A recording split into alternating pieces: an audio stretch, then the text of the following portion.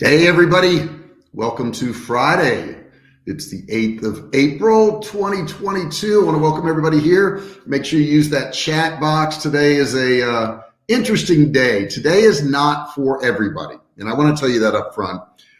Today is not for everybody because today is really only for people that really want to make a change in their lives. You know, I think I put a title on there, why you should quit your job now. And I'm going to go into why I said that, my story, and a friend of mine who called me yesterday, and he was very unhappy, very unhappy. And I want to tell you about that person. But I do want to let you know today is not for everybody. Okay. So if you're totally happy, everything's going well, don't waste your time this morning watching this. Don't do it. Just go do something else. But if you're somebody who thinks there may be something else out there, who is not satisfied with your lot in life and what's going on, this video would be for you. Okay. But if you're totally happy and you're cool, don't waste your morning. Go off and do whatever you're going to do, because I'm going to get into some deep stuff today, and a story that's kind of sad, about a friend of mine, and what's going on with his life. So that's my preview to this, to let the people either stay or get the heck out of here and go someplace else. If you haven't subscribed, please do so, guys. Hit that red button down there, turn it gray. Don't forget to hit the bell, turn on all bell notifications so you're notified each and every time I go live. So like I said, today is not for everybody. I want you to also put in the chat box if you are satisfied with the way your life's going. And if you're not, put that in the chat box too. If you're happy in your job, and I don't mean you can keep doing it. Yeah. I mean, it's okay every day. Not that. I mean, if you're just totally happy in your job, put that in the chat section. And if you're not totally happy in your job, you should be. Put that in the chat section. I don't even have a job. Okay, I don't. I do this training now, and I get to talk to you guys, and I have money flowing in every day. And I don't mean like I'm Elon Musk rich, because I'm not. But I have plenty of money to live off of, and everything's great. But I can look at my life every day and examine it. And I want you guys to do that today too, because I'm going to tell you a story about, what do I want to call him? I don't want to call him by his real name. And his real name is very common. And I have other names in my head, but I know other people with the same names. We'll call him Eric. Okay, we'll call him Eric. Eric called me yesterday, and I want to tell you a story about Eric and his son, and his lot in life and what's going on with him, because it's pretty interesting what Eric's going through. He called me up yesterday because he wanted some advice. His son had gotten into a motorcycle accident. He was going around a mountain in California, and a car came around the corner, went over the line, and hit him. He got some serious injuries, broke both of his wrists. And the bad thing was, when they got him in the ambulance, they checked him, and the police came and they did a breathalyzer, and he blew a 0.13, yeah. And I think a legal limit is 0.08. So they charged him with a DUI. So his son, I guess, is probably in his 20s, mid-20s, something like that. And he was calling me to find out what the heck to do. Now, what's my relationship with Eric? And Eric is not his real name. My relationship with him goes back to 2004. I was in the automotive business, and gosh, that's a long time. That's like 18 years now. But I was in automotive business, and I had come to work at a particular dealership that he worked at. And Eric was a real prankster. He would always pull pranks on me. And I had a Lincoln Town Car at the time, and I parked in the customer parking, and I didn't know I had parked in the customer parking, but I did. When I went out to get my car at the end of the day, there were stickers all over it. These long stickers that say special price or on sale or whatever. He had plastered those all over my car. And I looked at it and I thought, well, that's pretty funny. And I knew what I was dealing with in Eric. Eric had a sense of humor, but he also kind of liked to needle people. And I became his boss. Matter of fact, Eric became an employee of mine, and I ran that dealership. And he worked for me for a number of years, but we had a really good relationship. And he was just a hilarious guy, and he always kidded around. And he was one of those kind of people that you just wanted to be around.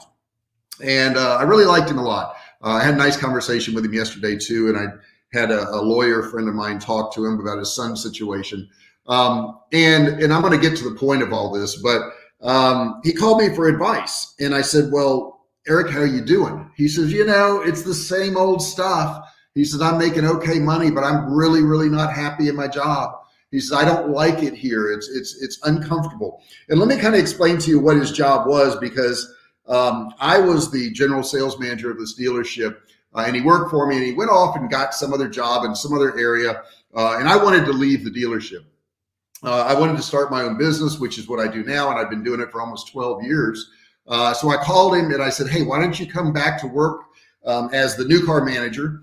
And when I leave here, which will be very soon, I can almost guarantee you I can give you my old job, because, I talked to the owners and all this stuff, and, they kind of trusted my recommendations, and they knew him because he had worked there before. So he came back to the dealership. And like I said, within a couple months, I quit, and I recommended him for my position, and they put him in my position. Now, my position was the general sales manager, and I ran the dealership. I was also involved in service and everything. And we had hundreds of employees at the time. And he was very grateful. He was like, gosh, thanks a lot for giving me this job. I said, you may not feel that way on down the road. This may not be something that you're going to be happy with on down the road. And as the years went on, I talked to him. I talked to him on a regular basis, sometimes once a year, sometimes 2 or 3 times a year, but we always stayed in touch. And every time I talked to him, he would tell me how miserable he was. He would say, I hate it here. I hate the way they treat me. Sometimes I make money, sometimes I don't. Let me get another sip here real quick. And I said, well, I do stuff online. Why don't I teach you how to do some stuff online? He goes, yeah, I know you're right. But you've got talent in that area. I said, no, I don't. I really don't have talent in that area. What I've done is I've learned some stuff that works, and I've made some money online, but believe me, I'm not talented. I can't even type. He goes, yeah, I know you're right. But I'm not going to do it right now. And this went on for years and years and years and years. And I could see what was going on here. And what was going on is he was trading these little short-term pleasures for his long-term goals. And I think a lot of people do that, guys. I think a lot of people do that. As a matter of fact, I pulled up some information on that. And I want to talk to you about these short-term versus long-term pleasures, because we all have them, and we make a trade-off on these things. So let's first look off, what is a short-term pleasure? So we determine the term short-term pleasure to be a form of pleasure that is experienced for only a small period of time. Okay, so an example of something like that could be eating delicious food. Okay, if that's only going to be good for a certain period of time, if you keep eating it, okay, it's going to go away. Other things would include drinking alcohol. That would be something like that. Having sex would be something like that. Any activity that temporarily triggers the release of dopamine in the brain is what we call a short-term, pleasure. Note that while continuously indulging in short-term pleasures could theoretically cause somebody to experience pleasure for a long period of time. So, you have a great meal and you drink and you have sex and then, you sleep and that's comfortable. So you've got this extended thing, but it's really not doing anything for you in the long term. And that's what I want to talk to you guys about today, is this long-term thing, because Eric, as I want to call him, is experiencing a lot of pain now. So we determine long-term pleasure as any form of pleasure that is experienced continuously throughout a person's life, okay? And sometimes we have to put off having that long-term pleasure. And I'm going to give you an example of it in just a second. But also examples of such pleasure may include academic success. Maybe you've learned a lot of things. It could be professional achievement. It could be any form of accomplishment that grows with continued investment. Thus would be my business. Thus would be what I'm doing right now, is I'm doing a video, and this video right now is going to be there, and it's long-term investment. I'm spending a lot of time to do this right now, but it's a long-term investment. Okay, so now let's look at higher and lower pleasures. I think that's pretty important. There was a guy named John Stuart Mill, and he published in 1863 a famous high critiqued defense of utilitarianism, which he argued that there are 2 different kinds of pleasures in life. He called one of them a higher pleasure, and he called another one a lower pleasure. So he considered physical forms of pleasure to be lower pleasures. Okay, they're not higher pleasures. Mill considered physical forms of pleasure to be lower pleasures and intellectual forms of pleasure to be the higher pleasures. He considered higher pleasures to be intrinsically superior. So he's saying this mental pleasure is going to be a lot greater than any physical pleasure that you can experience. And understand, a physical pleasure could be eating, drinking, sex, whatever the thing is. Okay, those are lower pleasures. Although his argument in support of utilitarianism is highly controversial, and I don't agree with it, but his attempt to differentiate between the forms of pleasure on certainly were accepted by the community because it made sense. So a lot of us will go to a job every day, okay? And, you know, it's kind of funny because we'll say, well, it's not that bad. What's going on, Richard? I just sent you a text. I hope you got it, buddy. He's saying hello there. We've got a good group of people in here today. And guys, I know I'm kind of ranting on this pleasure thing, but please do me a favor. Put your comments in that chat section. Participate in this. There's a good group of you guys here today, and I want to hear from you. I want to hear your input, even if you just say good morning like what Richard did. But a lot of people are going to this job every day, and they're saying, well, you know, I make okay money, and I'm able to pay my bills, and it's okay right now. You know, when I asked Eric, who's this friend of mine who took my old job, who's still at, you know, one of those car dealerships, I said, are you happy? He says, oh, no, of course not. No, it's a nightmare every day in this job. I hate it. I hate this job. I mean, I can pay my bills and I've made okay money recently, but I hate the job. And I always ask him, which I did not ask him this time, I always ask him, why are you doing it? Because I'm curious. I was in the same industry, and I liked the people around me with the exception of my boss. I couldn't stand him, couldn't stand my boss. And I'm gonna be honest, you know, I have feelings like everybody else, and sometimes you're around people you just don't like. And I didn't like him for a multitude of reasons. He had poor morals, and he did drugs and drank too much and womanized, all that kind of stuff. But the point was, I didn't like him. And that was a motivator for me because I was making okay money. You know, I was in my late 40s at the time, and I started to look long term. And I don't know if you guys have done this or not. Have you looked long term? In other words, wherever you're at right now, if you're doing it for 10 years, where is it going to take you? Where are you going to end up? Tell me where. Where are you going to end up? Is it going to be in a place that you want to be? Is it going to be a higher pleasure, or is it going to be a lower pleasure? Now, Eric, okay, who has one of my old jobs, and actually he got demoted now, so he's at a lower level now. He's miserable. He makes okay money. He can just pay his bills. He really can't sock away any money or anything like that, but he can just pay his bills, okay? Robert Blake, what's going on from Philadelphia? Eric seems a chronic malcontent. You know, he's a good guy. He's a good guy, Robert. He is trading short-term pleasures for long-term pleasures. In other words, like, he likes to get off work and go to a happy hour and party with the guys. He enjoys doing that. But he does not want to take his weekends or his evenings and actually invest it in something. Now, when I worked at the same location that he did, that's what I did. I took my evenings and I took my weekends, if I had any, because I had to work a lot of weekends. And I just invested it, and it was difficult. It was hard. I was a single dad. Okay. I was working, 6-7 days a week. I was raising a girl and a boy. In addition to that, I was a volunteer on the Virginia Beach Rescue Squad. I was an EMT. So my days were full. I had plenty of excuses to not do anything more to achieve long-term goals. You know, it could be, and it was for a long time, where I would come home and eat dinner and have a couple drinks and watch TV and go to bed and get up the next day and recycle it over and over again. And I kept doing that. And I kept telling myself, you don't have enough time to do anything else. You don't have enough time to do anything else. And it seemed plausible. It seemed reasonable that I had no time to do anything else. And then one night, and what I would do is I would, spend time with my kids, and I would get them in bed. And then I would turn on the TV for maybe an hour or two. That's all I had. I didn't have much time to myself. And then one night when I was turning on the TV, I said, my God, I'm watching TV. Right now, I'm watching TV. Now, this was a big turning point for me because I said, if I've got time to watch TV for an hour, hour and a half, then possibly I could do something else. I could maybe change this direction I'm going.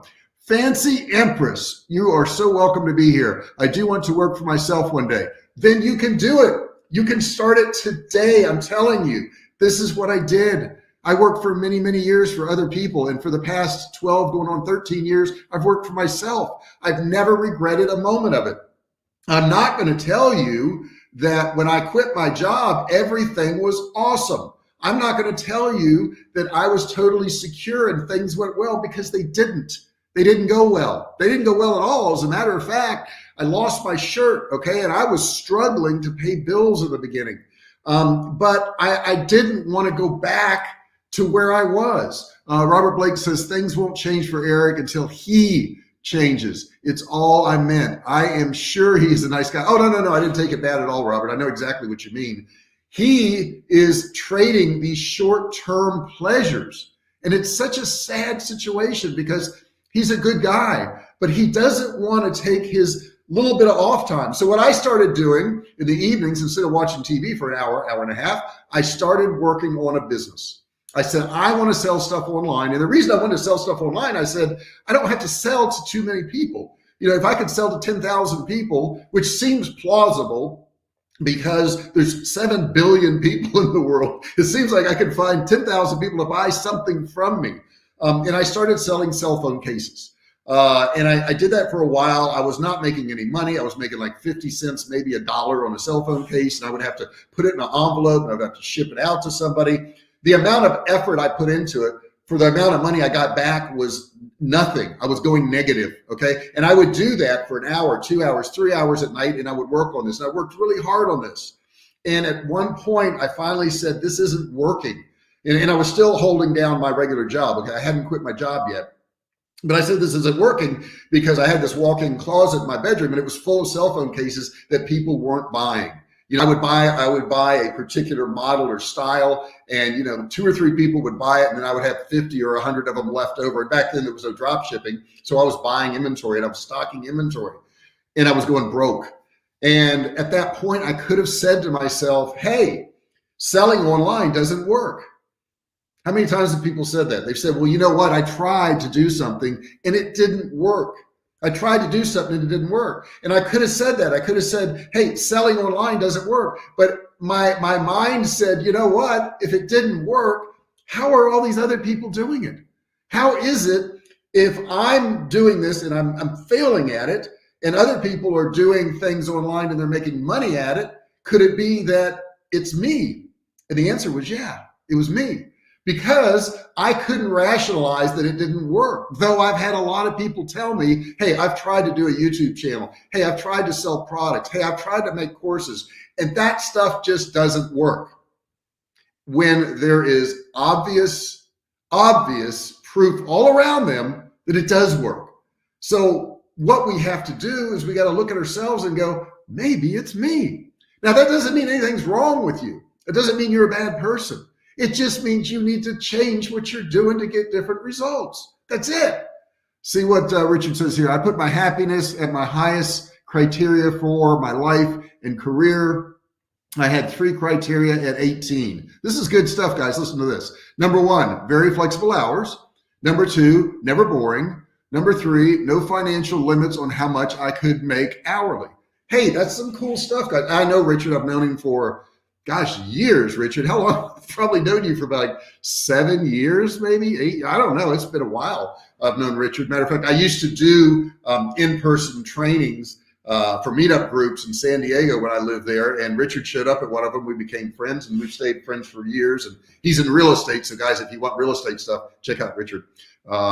So I had to come to the realization that I was doing things wrong. So a couple of the things I realized I was doing wrong is maybe that product wasn't for me. Now, that doesn't mean that that product's a bad product, because still there were a lot of people selling cell phone cases at the time, and those people were doing well. So I branched out and I started selling some camping gear, and I bought inventory of camping gear. I bought everything from little mirrors to magnifying glasses to knives to all these things. And I was selling on eBay, and I was just starting to get a website. And I was doing okay. I was making a few $100s a month. Now, some of you may say a few $100s a month. That's not doing okay, JR. That's a total failure. But you got to understand, guys, it's not a failure if you're doing stuff and you're learning from it. Because now some days I have 6-figure days. 6-figure days. It's insane, right? I mean, I make thousands of dollars before I have lunch every day. But you could say, well, JR, you failed at the other things. But I didn't. I didn't. See, here's what I knew. All along as I was selling those other things, there was a bigger horizon out there. There's more stuff out there. There was more things I could learn. There was possibly new products I could sell. So one day I get a call from this guy who's selling some type of freeze-dried foods. And he's like, you want to sell our freeze-dried foods?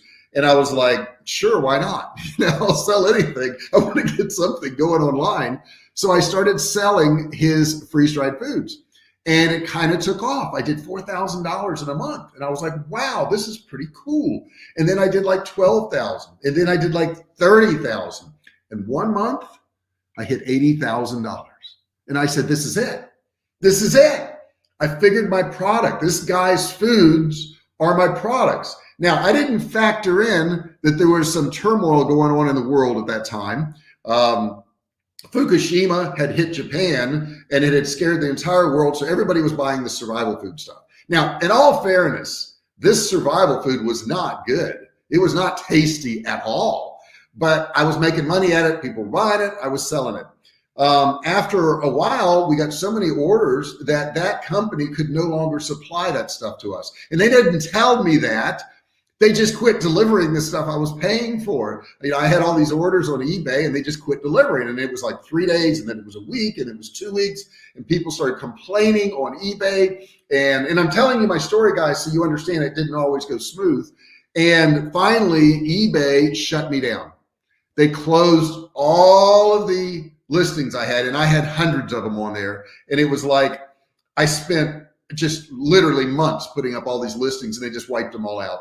In addition to that, I was going to these gun shows, and I was bringing a lot of my survival food with me, and I would sell it at these gun shows. I'm leaving one morning, and I go to pull up my bank account, and there were over $20,000 missing in my bank account. Now, understand, I had just quit my job, and I didn't have much more than that, to play with. As it turned out, PayPal says, hey, you weren't doing deliveries. You had a lot of complaints. So we need to take reserves out of your account. And I didn't know when you tie your bank account to PayPal, they can reach back and take money out of your account. Did you know that? So if you have a PayPal account and they get pissed at you for whatever reason, they can reach in your bank account and just take money out. And I fought with them because I needed this money and I couldn't get it back. I couldn't get the money back. And I finally found somebody in England who was helping me out. And then I found, an attorney general in the state of California that was helping me out. And they all said, you need to write them a letter. And I got a form of this letter, and I wrote it, and I sent it to PayPal. And I couldn't get a hold of anybody, by the way. Every time I called, they would just send me to somebody else or send me to India or whatever. But when I sent this letter, within a day, I had somebody call me from PayPal, and this letter talked about legal things. This letter talked about suing. This letter talked about getting a lot of people together to, go against PayPal. And the very next day, I got a call from a guy, and he was in Nevada, and he worked for eBay. And I tell you this story so that you don't think it all went smooth, because it didn't. Okay, and I got my money back within a day or two. So there's so many things that have happened here, guys. I failed at the cell phone. I failed at the camping equipment. I made some money on the freeze dried, but then they closed down my ads and my listings, and then they took money out of my account. At any one of these points, I could have quit. I could have stopped because they were painful events for me. Okay, I didn't. And I ended up developing my own brand, and now it's sold nationwide. And we've done millions and millions of dollars of this brand. And I branched out, and I have this YouTube channel, and I have courses, and I train people on how to do the same thing. That's what I do. And I love it. It's great. But there were many nights where I would be up until, I get home at 8 or 9, and I'd be up to midnight or 1 or 2 or 3 in the morning. And I had to be at work at 8 in the morning. 7:38 in the morning, and you say, well, JR, you didn't get much sleep. And I'm like, you are a very smart person. If you notice that, you're a very smart person. And guys, keep putting your comments there in that chat box. There's a bunch of you here. I want to hear what you've got to say. If you've got a story to share, this is the time to do it. So let's get back to Eric. I told you about Eric in the beginning. So Eric is on a daily basis. He's having short-term pleasures. He gets his paycheck, and that night he goes out to a bar and he has some drinks. And maybe on the weekend, he takes his family out to a fancy restaurant and they have a steak or something. And as he's eating that steak and enjoying that meal, he's going, this is not so bad. I mean, the week sucked, but look at this. On the weekend, I can go out with my family and have a nice meal. He's trading these short-term pleasures for real long-term success. How many of you are doing that? I did it. I'm not going to say I didn't do it. I had a good job. I had a 6-figure job. Okay. And I told myself, I said, where else are you going to make money like this? You've got a great job because you're making 6 figures, and you were born and raised in a really poor area, and you grew up in a bad neighborhood and it was full of crime, and you're not around that anymore, and you've got a house and you can pay your bills. But then in the back of my head, I started thinking, how long am I going to have this? As I get older, how long are they going to keep me in this job? How long are they going to pay me this money? What if tomorrow they decided they wanted to take me out of that job and put somebody else in it? Could they do it? Absolutely, they could do it. Absolutely, they could do it. So I decided that the pain was greater staying there than if I left. And that pain was greater than the fear of leaving. And understand, I'm a single dad. I'm raising 2 kids. This is not like I had a lot of security. I did not have a lot of security. So those of you listening to this right now and you say, well, JR, you don't understand. I've got this responsibility and I've got this responsibility. I've got this one. We all do. You're not any different. Don't tell me that I don't understand, because I do understand. I've been there. I've done that. I went through all that stuff. And if you're going through all that stuff right now, that's even more reason for you to quit your job. Now, I'm not going to tell you should quit your job today. I'm not going to tell you that, because you may not be ready to quit today. But what are you doing to work towards quitting your job? What are you investing in? What are you working on? How often do you work on it? Do you work on it for like an hour or two and then set it aside for 3 months? Or do you consistently work every single day? When I decided I was going to quit my job and I was going to make money online, I worked on it every single day. Every single day. Now, I didn't have much time, okay? So I had to invest time when I could, which was late at night when my kids were in bed. And what did I have to give up? I had to give up sleep. I had to give up television, which was a short-term pleasure. It was pleasurable to crack a beer and watch TV.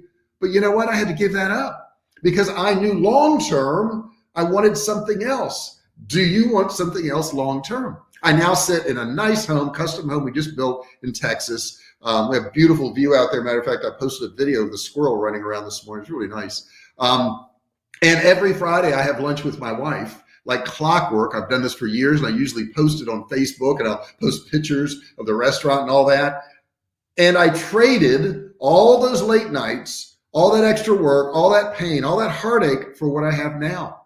Now, you say, well, JR, how long will it take me? I don't know, but I know one thing. If you stay where you're at right now, if you stay in a job that you hate right now, if you keep doing things you don't like right now, you're going to be like Eric and you're going to give away your life, because Eric now is getting older. And at any point, they can fire him, and they probably will, because he's getting older, right? And that's what happens when you get older. At some point, you're going to get pushed out because you're expected to take care of yourself, whether you realize it or not. Nobody's going to take care of you. They're just not. They're not. They're so worried about themselves, they never think of you. And you say, well, this company doesn't care about me. All they care about is profits. Exactly. And they should. That's what a company does. They care about profits. That's the whole point of a company. So if you're crying and going, oh my gosh, this company doesn't care about me, they don't think of me as a person, as an individual. No, they're thinking of themselves as a person, as an individual. The owner of that business is thinking about supporting his own family. The owner of that business is thinking about his own future. Why aren't you thinking about yours? Why do you expect somebody else to think of your future for you? Give me a break. It doesn't work that way.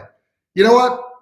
This is where I lose people, because they want to hear that everything's great, and then I'm going to motivate them, and I'm going to say, oh, poor you, and you could just work 4 hours a week and you're going to become a millionaire. It's all BS, guys. Haven't you figured that out yet? It's all BS. If you don't put in the effort, if you don't put in the time, if you're not serious, if you don't give up something, if you don't give up short-term pleasures for long-term goals, you're going to end up losing.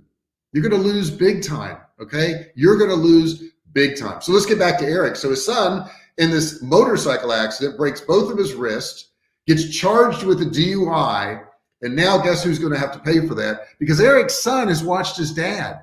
Eric's son has watched what his dad's done. And his dad worked some hours, and he's a great guy. I love him. Good friend. But he's worked some hours, and when he's off, he's off. He doesn't do anything else. And his son did the same thing, so his son has no money set aside.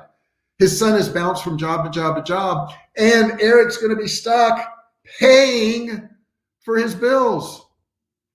Is that what you want? Do you want short-term pleasure? Okay, I've described it to you. There's studies on this. I've explained to you that you've got to give up these short-term pleasures to have these long-term goals, and long-term pleasure, which is achievement, which is security, which is all these things that you want, but you're expecting some employer to give it to you.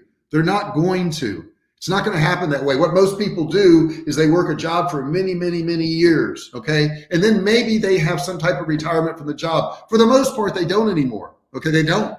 Or maybe they have a little bit of Social Security. So they work this job for all these years, and they don't travel, they don't go anywhere, they don't have time with their family. They're just working this job. Okay, maybe they get a couple of weeks off a year for vacation. And then when it's all over with, when they can't work anymore, they settle back and try to trim down their expenses and live off half of what they were earning before or less. And now that they've got the time to travel and do things, they can't do it. And the reason they can't do it is because they don't have any money. They can't afford to do it. Now, I've been very fortunate. I've been very fortunate because I've made my own fortune. I've been very fortunate because I worked on stuff, because I gave up stuff. When my friends were going out to happy hour and they were doing all that stuff, you know, and having a good time, they were enjoying themselves, and I wasn't. I was miserable. I was working hard. I was trying to take care of my kids. I was trying to get something going, okay? And I did. I got something going.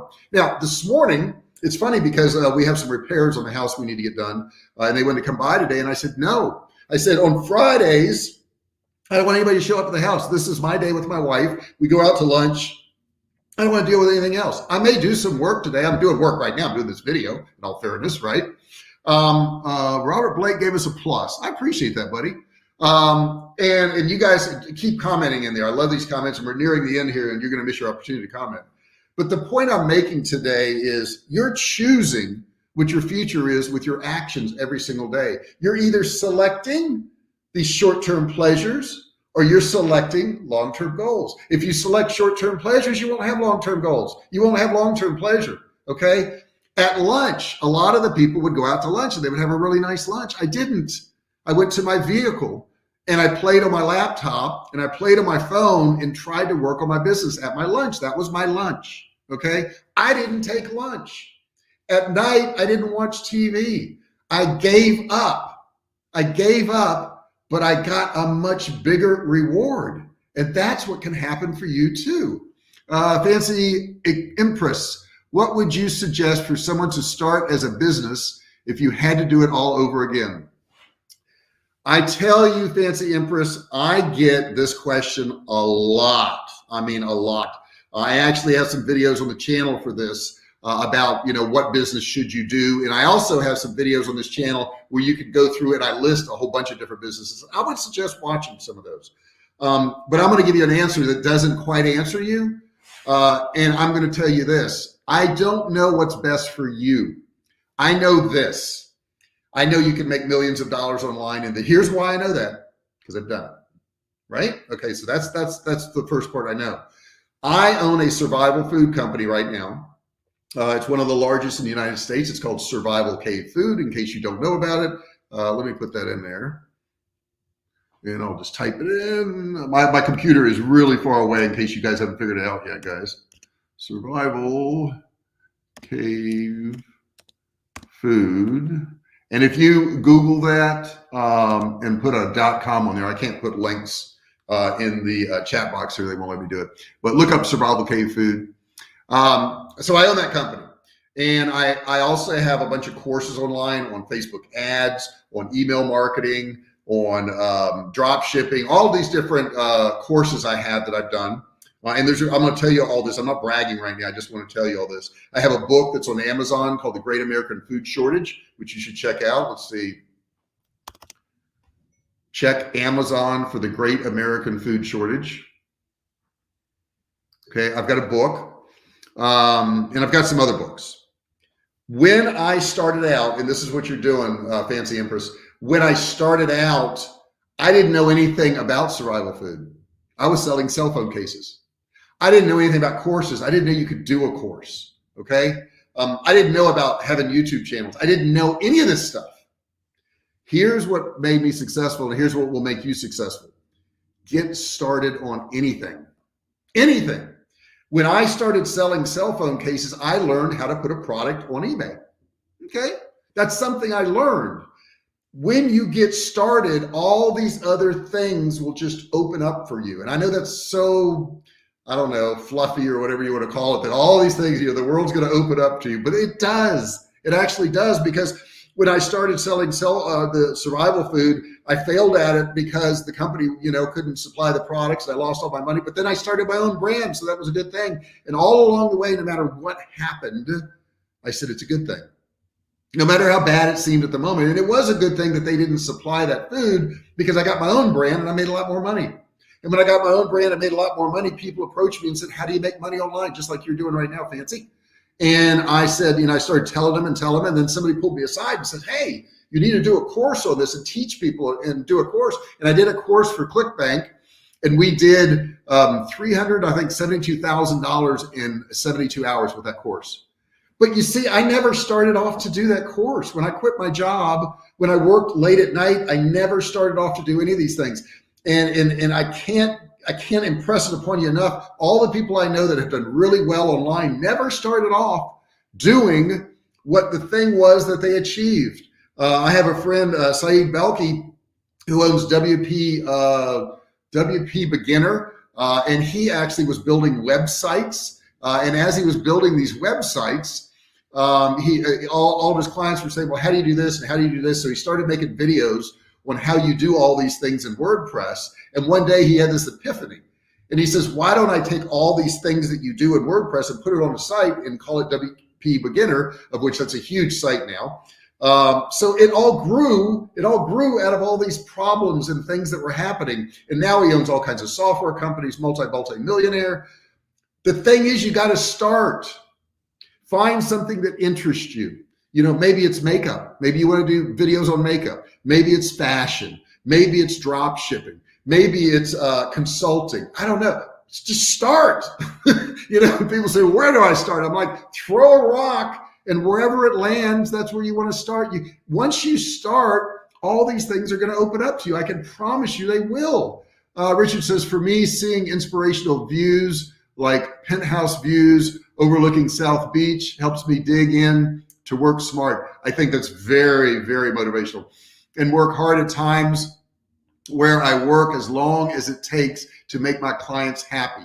And I know Richard does. He does a great job. But yeah, guys, don't think of the work.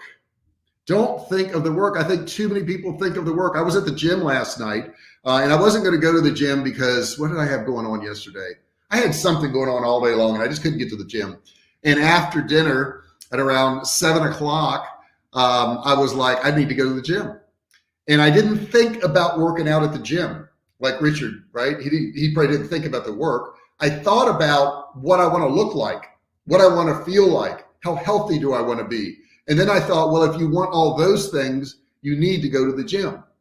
And I was there for about an hour and a half, about 8:30, 8:45. And then I was coming back to my house, and it's only 2 or 3 blocks away because we have a gym in our planned community here. But that's another thing I would add to this. When you're working on this stuff, guys, don't think about the work. Don't think about what you have to do. If I were to think of all the push-ups I had to do, and I did 225 last night in 15 minutes. I do a certain number of push-ups on the minute, every minute, and I work up to it. But if I were to think about that part, I wouldn't have gone. Instead, I thought about, well, do you want to be healthy? Do you want to feel good? Do you want to look decent? Okay. Do you want to have a longer life? Do you want to have quality of life? That's what I put in my head. And when you're working on this stuff, guys, it's going to be difficult. It's going to be painful. Other people don't tell you this. These gurus are like, oh my God, it's so easy. You just buy my program and you're going to be rich. Matter of fact, we'll do all the work for you. Come on. You know better than that, right? All they're doing is selling their program. All of my programs, I do have programs for sale, by the way. You can find them in the description below when this is over with. All of them tell you got to work hard. The program's not going to make you rich. But if you take the program and apply the effort with the program, you could very well become rich, whatever your ideal of rich is. So that's kind of my message today. Eric's going to have to fork out a lot of money for his son. He's miserable. And by the way, Eric's a lot smarter than me. He was a lot quicker than me. He was a lot wittier than me. He's funnier than me. And none of it matters if you don't apply it in your own life. Having all these talents make no difference. I'm a really hard person to beat. Really hard person to beat. Why am I hard to beat? Because I work so damn hard. It's hard to beat somebody who won't quit. I won't quit. I don't care. I'm not quitting. I'm going to keep working. Okay. And people say, well, JR, you don't have to anymore. You could sit back and cruise. But then what? How many days am I going to cruise? Right? I want achievement. We have a gentleman that lives not too far behind us, and he's a retired guy, and he was a city worker. And he got into this neighborhood when you could afford this neighborhood. You can't even afford it now. But, you know, his wife passed away, and he just walks around the yard fixing things all day long. And I told my wife the other day, if that ever happened to me, anything ever happened to you, I would sit down and I would try to write every single thing I knew. I would try to put it in book after book after book, because I want to leave something for other people to look at and go, oh, this is what I need to do. Because I know a lot more now at 62 than I knew at 22, right? I mean, I picked up a few things. I know a few things. I learned a few things. And if I can give those to other people and they apply them, they can get good results too. Jerry, what's going on, man? Thank you so much for saying hello. Can Canadians be acceptable as affiliates for Survivalcave food? Well, yes and no. Yes and no. Here's the yes part. You can certainly sell Survivalcave food. The no part is you can't sell it in Canada because we can't ship there. However, you can open a website and you can sell in the US and we can ship it for you in the US, if that makes sense. In other words, you put up a website and you say, I have US shipping, okay? But you could run that from Canada. That's not a problem at all. We have a lot of people doing that, and I have Canadian retailers. If you were to survive, or you probably did, if you were to Google Survivalcave food, you would find maybe 24 million hits this morning. We've done pretty well. Let's see, Fancy Empress, you have inspired me. Good. Oh, good, my God. It's not too late to make millions and live a happy life. It's never too late. I know people in their 80s that started doing stuff online, okay? I don't know a lot in their 90s, but I will say I know people in their 80s. I started when I was in my late 40s, okay? And I'm 62 now. And I hate when people say, well, I didn't grow up with technology, so I'm at a disadvantage. Bullshit. Well, excuse me, I guess I'm not supposed to say that on this channel. But the point is, if you were alive during technology, you did grow up with it. Maybe you grew up as an adult with it, but you still grew up with it. If you chose to ignore it, that's your fault, okay?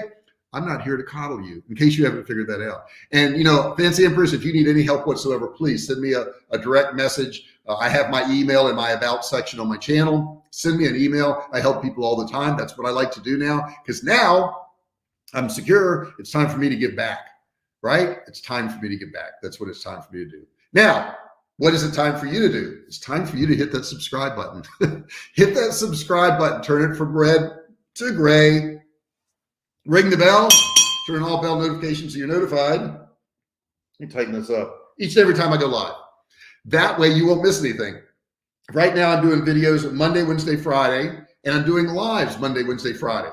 Next Friday I will be in New Orleans, and I will be next following Monday from Monday. Yeah, not next Monday, but the Monday after. Okay, so I won't be live then, but I'll still be posting videos. Guys, I really, really appreciate you being here. I really do. Let me see here. Did I get all the comments? I think so. Yes. But send me a message, Fancy Empress. I'll be happy to help you out. I love helping people. That's not a problem. If you've got anything else, put it in the chat box right now. If you were watching this and you did not watch it live, and it is just posted online, there is a comment section below and you can comment on it. Giving me a thumbs up will mean a lot. More people will see this. That's what gives distribution. She says, thank you. No, thank you. I appreciate you being here. Believe me, without people listening, my channel doesn't matter. Those 1,200 plus videos I've done, they don't matter if nobody listens. But having you listen means a lot to me. And I care about each and every one of you guys. I really do. I love you for being here. I love you for participating.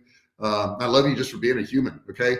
And my last words for everybody today is just be kind to everybody else. You never know what they're going through. You really don't, guys. That person that cuts you off in traffic, that person that's rude to you, that person, you don't know what they're going through. Be kind to them. Be nice to them, okay?